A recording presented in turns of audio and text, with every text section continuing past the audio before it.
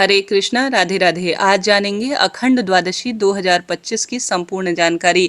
आप जानते होंगे 2 नवंबर मंगलवार को भौम प्रदोष भी है, जो कि महादेव को समर्पित है।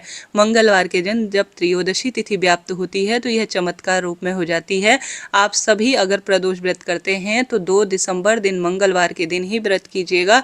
शास्त्रों में अखंड द्वादशी अर्थात मार्गशीर्ष महीने के शुक्ल पक्ष की द्वादशी का बहुत सुंदर वर्णन मिलता है। इस बार यह अखंड द्वादशी हमें 2 दिसंबर 2025 को ही मिल रही है। इसी दिन अमृत सिद्धि योग का निर्माण हो रहा है, रवि योग का निर्माण हो रहा है। इसे मत्स्य द्वादशी के रूप में भी जाना जाता है। रवि योग है इस दिन और अश्विनी नक्षत्र है, जो कि चमत्कार रूप में है। अग्नि पुराण में वर्णन मिलता है कि 7 जन्म में आपने कोई पूजा पाठ उपवास व्रत किए हैं या कोई अनुष्ठान किए हैं, उसमें कोई भूल चूक हुई है या आपका व्रत किसी कारण से 7 जन्म में किसी स्वरूप में खंडित हो चुका है, आपको लगता है कि इसका पूरा मुझे फल नहीं मिल पाएगा, तो उसकी पूर्ति के लिए मात्र अखंड द्वादशी का व्रत शास्त्रों में कहा गया है। वहीं यह वर्णन स्कंद पुराण में 100 जन्मों के लिए कहा गया है। तो व्रत खंडित है, आपको लगता है कि मेरी पूजा पाठ यहाँ पर दूषित सी हो गई है किसी कारण से, तो मात्र इस व्रत को आप कर लीजिएगा। महादेव और श्री नारायण की अद्भुत कृपा मिलेगी। इसे मत्स्य द्वादशी के नाम से भी जाना जाता है, अखंड द्वादशी भी इसे कहा जाता है। तो ध्यान से सुने। सबसे पहले तो आप एकादशी व्रत के साथ इस अखंड द्वादशी को भी कैसे कर सकते हैं, यह भी आप जानेंगे, तो बस आप अंत तक बने रहें। जैसा कि वेद शास्त्रों में इसका वर्णन मिलता है और यह अखंड द्वादशी सबसे श्रेष्ठ दिनों में से एक है।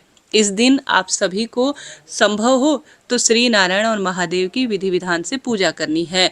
जैसे आप सभी एकादशी व्रत तो करेंगे ही, ऐसा ना सोचिए कि मैं एकादशी व्रत नहीं करूंगी। सबसे पहले आप एकादशी व्रत कीजिएगा सुंदर रूप सच्चे भाव से। जल्दी उठकर सूर्य भगवान को जल चढ़ाएं, तुलसी की अच्छी तरह से पूजा आराधना करें। उसके बाद आप सभी द्वार पर दीप दान करें। और इस दिन महत्वता कही गई है अनाज के दान की। आप एक समय का भोजन जिसमें आटा दाल चावल कुछ ना कुछ मीठा जरूर रखें और दान के लिए अलग निकाल दीजिए। चाहे तो ब्राह्मण देवता को दान करें, नहीं तो गरीब जन को भी जिनको वाकई में आवश्यकता है, जो कि श्री नारायण के स्वरूप महादेव के स्वरूप के रूप में क्या पता आपसे सुखद अनुभूति आपको देना चाहते हैं। संभव हो तो किसी पंडित जी को दान दीजिए जो जिनको जरूरत है, नहीं तो आप गरीब जन को भी गरीब नारायण स्वरूप जानकर दान कर सकते हैं, कोई दिक्कत की बात नहीं है। तो इस दिन मीठा दान करें। चावल दाल चावल आटा जो भी है उसमें कुछ ना कुछ मीठा जरूर रखें, इसका ही शास्त्रों में वर्णन कहा गया है। अब सबसे पहले एकादशी व्रत खोल लीजिएगा। सुबह जल्दी उठे, घर की रसोई में चावल बनाए और चावल भगवान को भोग लगाएं। स्नान इत्यादि से भगवान को निवृत्त कराकर इसी दिन से आप भगवान को गर्म वस्तु, देखिए सामान्य रूप से हम अपने घर पर लड्डू गोपाल या प्रभु जी को रखते हैं तो पहले ही जैसा हम सर्दी सेवा शुरू करते हैं अपने लिए, उन वैसे ही उनके लिए भी कर ही देते हैं। परंतु बड़े बड़े अनुष्ठान या शास्त्रों में मंदिरों में कहा गया है कि सामान्य रूप से इसी दिन से जो है सर्दी की सेवा, 56 भोग की सेवा, गुड़ हीटर इत्यादि की सेवा भगवान को दी जाती है। सबके अपने भाव हैं, उसी के अनुसार जैसा आप पूजन पाठन करते आ रहे हैं उस अनुसार करें। तुलसी पूजा करें, सूर्य भगवान को जल चढ़ाकर एक समय का भोजन पंडित जी के लिए दान निकाल दीजिएगा। और व्रत पारण जो है आपको एकादशी का कैसे करना होगा, मात्र एक तुलसी का पत्ता खाकर आप एकादशी व्रत खोल लीजिएगा। ठीक है, आप अनाज का सेवन नहीं करेंगे, थोड़ा सा एक बूंद आप फल खा सकते हैं या तुलसी पत्ता खा सकते हैं, परंतु चावल इत्यादि का सेवन आप नहीं करेंगे। इस बात का ध्यान रखिए क्योंकि आप द्वादशी का भी व्रत करने जा रहे हैं।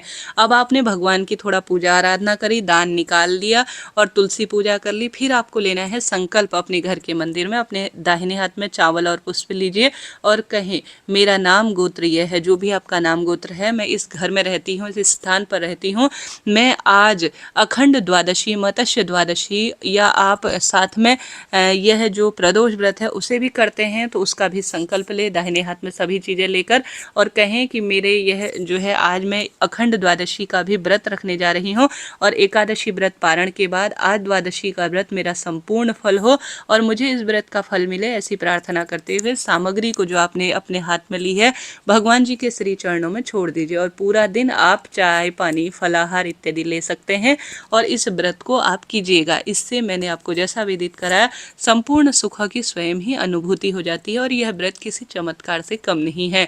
इस व्रत को शाम को खोल लिया जाता है, जैसे प्रदोष व्रत शाम को खोल लिया जाता है ना मीठा खाकर, ठीक उसी तरह से इस व्रत को भी शाम को हमें मीठा खाकर खोल लेना होता है, अर्थात यह नक्त व्रत के रूप में कहा जाता है। शाम को इस व्रत को आप खोल सकते हैं, ठीक है।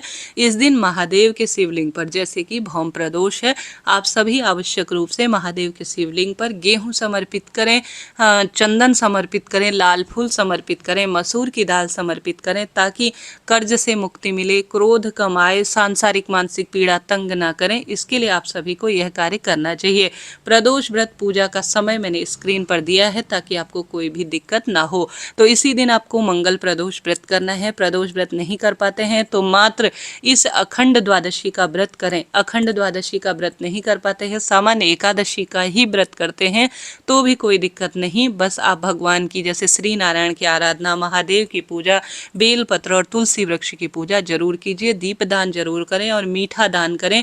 गौ माता को आप चारा इत्यादि खिलाएं और अनाज दान की महत्वता कही गई है, आप इन कार्यों को करें। श्री नारायण के मंदिर में लाल रंग की चीजें दान जरूर कर आएं, जैसे लाल चंदन, लाल आसन और गेहूं इत्यादि दान कर आएं, और गुड़ इत्यादि किसी जो है गौशाला में दान करते हैं, कहीं मंदिर में आप लाल आसन, मार्चिस इत्यादि छोड़ कर आते हैं तो मंगल ग्रह की इससे मजबूती कुंडली में बनती है और सौभाग्य बढ़ता चला जाता है और दुख दारिद्रता का स्वतः ही अंत हो जाता है। तो इस तरह से आपको यह व्रत उपवास करना है।